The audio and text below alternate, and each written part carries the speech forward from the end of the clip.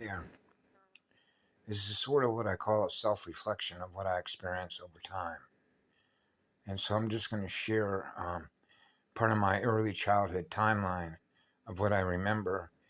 And if you've ever read a book called The Book of Changes, I Ching, which is the hex geometry, when I think about what it was like growing up, say for example in California in my case, and where I'm at now by virtue of what I'm observing as I become aware of the changes in the landscape of consciousness, the consciousness terrain, the morphogenetic field structures that are changing in the direction that we're headed in. So this is sort of how I translate this across all time and space vectors, experiencing pure, absolute, eternal love in my heart, which is spirit. So that's why when I was a child and I introduced myself to others, I'm a spiritual being. I'm not a political being. I'm a spirit. And that spirit is alive because I love to dance. So a number of years ago, I had the great benefit of watching native spirits. When they use the word native tribes or Indians, I think of them as native spirits. They're spirit. And spirit loves to dance to the waves, which is music, which are codes, which are frequencies and vibration. Right? And so the hoop dancers, so I had the great pleasure to watch the costumes and the dance of spirit, the dance with the stars. Stars love to dance. The spirit in the stars, which is the spirit that is in the light, that is on fire to dance. That's music. So when I noticed over time, for example, there was a place in Newport Beach. I mentioned this to another friend of mine. She lives in Laguna Beach. And so she put some stuff up that triggered a memory because she was showing folks, kids and older adults, that were dancing. See, they don't want you dancing in spirit, being alive with. I had a beautiful conversation last night with Jason, who was a property owner here, about dead ones and live ones, dead spirits, living spirits, and how you know the difference. That's called translating the landscape of consciousness, right? The interpretation of the environment, the energetic environment, the consciousness environment that we're operating in, particularly as it relates to alien intelligence machinery or the Metatronic cube or the reversal spiral, right?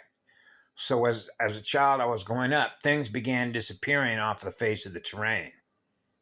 And one of those places was in Newport Beach, California, on the peninsula, where people used to, it was known as a barn burning place to go dance. There was live music, and it was a huge ballroom. It was called the Rendezvous Ballroom.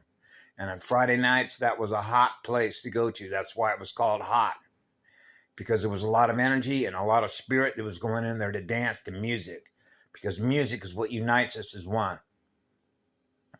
Dancing in spirit. What happened to that place? It was burned down. Okay, it's just like when I moved up. I'll give you other examples. When I moved up to Southern Oregon in the late 1970s, I'm looking for a place to go dance where there's live music. It was one place. It's no longer there. Go into the same places where there used to be dance halls and ballrooms, where people would listen to live music and dance, and everybody was happy and joyful. All of a sudden, they began disappearing, didn't they? They don't want you dancing in spirit and getting together, because music is essential. Like essential oils, the dance of spirit, a live one, which has everything to do with spiritual energy, huh? So I wanted to share that is, yeah, there was, it's a mixed bag. It gets, you know what convolution is, right? It's as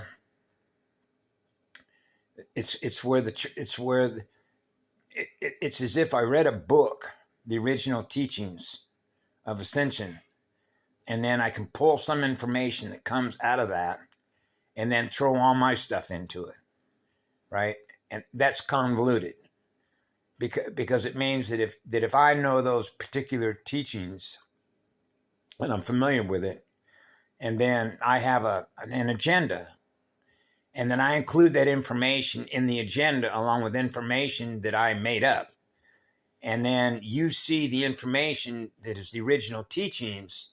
Well, now you're going to realize what that information means to you, along with the other information that is included in it that isn't part of the original teachings. But how would you know the difference?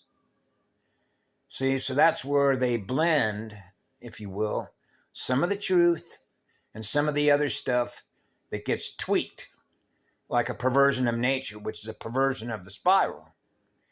So you realize that it's not in their best interest for you to know the truth when people are waking up. Thus, the online community is infested with people that want you spending all your time and energy with them, so that there's less people that are spending time and energy on recoding their template. So their consciousness is rising by running the right codes, because the codes have been inbound for those that can hold the higher current, right? Which is the higher consciousness levels.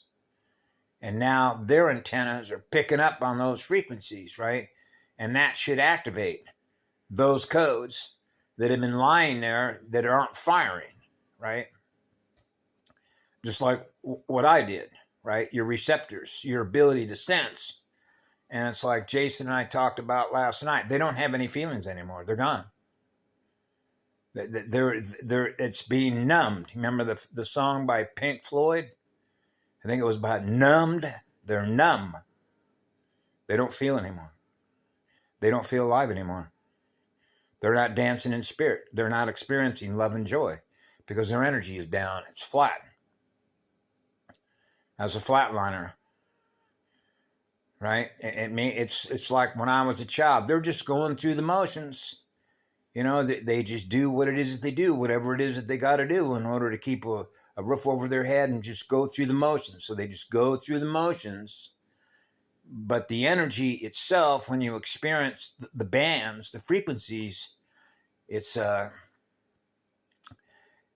flat. You know, you realize there isn't a living spirit in that. The spirit in the waves, the spirit in the radio, dancing to the spirit in the radio, the neuroions. And so I had thought about this a number of years ago, and I mentioned it to Karen Ann Luke McDonald, because I certainly don't tell people what to do, but bringing all the native tribes together and dance and holding big dance festivals and some of the older traditions, getting in a circle, circles of fire and igniting large fires, if you will, and dancing to the spirit of fire, the native traditional music and culture across the entire planet, because it's all different. I used to do that during when was it, January 1st, how they celebrate, hey, it's a new year. I used to go around to the different channels looking for the different cultures, like in Ireland, in Russia, Australia, all of the native culture, the music, right, that represents their particular culture that is practiced and thus expressed through music. So they'll wear different costumes, right, what they look like, and their dance steps. And the music is different, say, from the way that Celtics play music and dance and sing than they do in Russia, as they do in China, as they do throughout the tribal bands, right? But music is what unites all of us, because all that music, while that's different, it is sung and dance, which is a celebration of life. So music is a celebration of life because that's what love is. Yeah, so I thought we're all coming together in music. The bands, the frequencies, the higher consciousness levels of celebrating life with love.